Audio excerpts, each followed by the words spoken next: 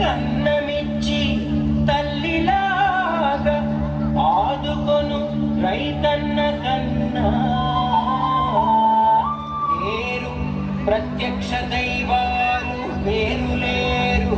తెలియలే అట్టి రైతన్న దివ్యగాథ, తెలియలే అట్టి రైతన్న దీనగాథ.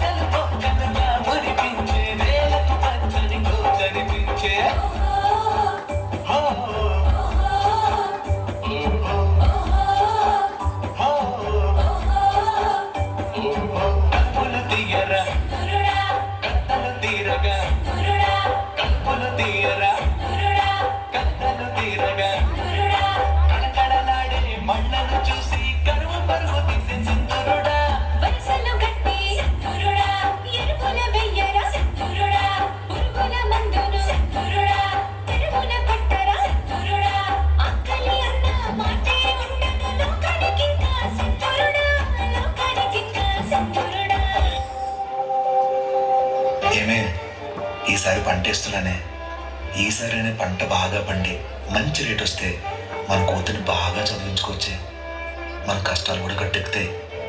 మంచిదయ్యా. సరేనే, నేను పొలానికి వెళ్ళొస్తా.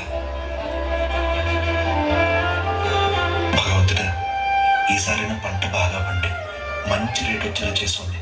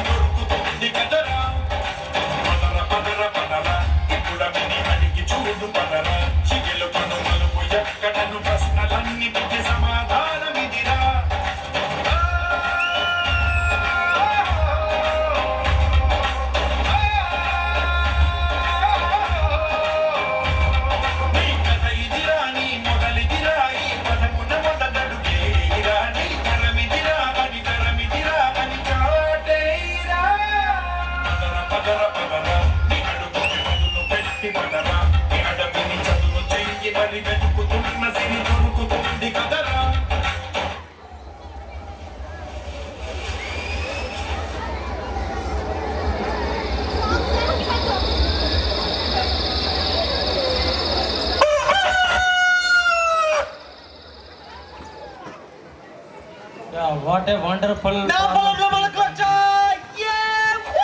ప్రాణం ఎప్పుడు మొదలైందో తెలుపగలకేది ఏదో గుర్తించేందుకు వీలుందా? ప్రణయం ఎవరి హృదయంలో ఎప్పుడు ఉదయిస్తుందో గమనించే సమయం ఉంటుందా?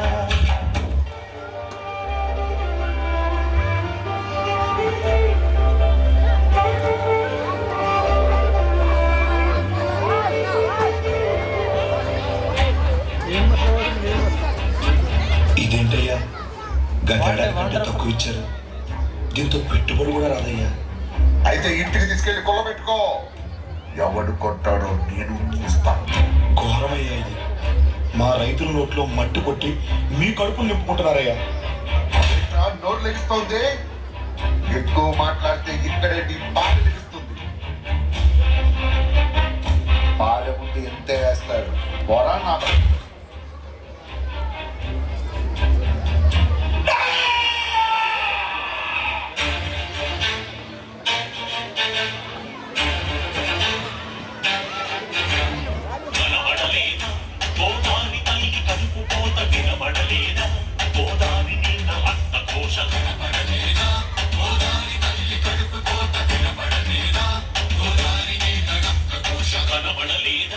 గోదావరి తల్లి కడుపు కోత వినబడలేదా? గోదావరి నీళ్ళ అంత ఘోష.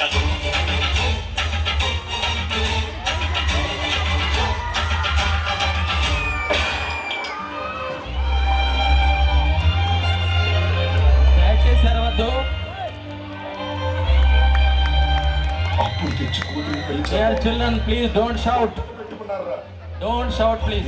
దానికి ప్రతిఫలం కొడుతున్నారు. ఇదే న్యాయమని వాళ్ళని అడిగితే చంపేస్తున్నారా? మన బతుకులు ఇంతేనా?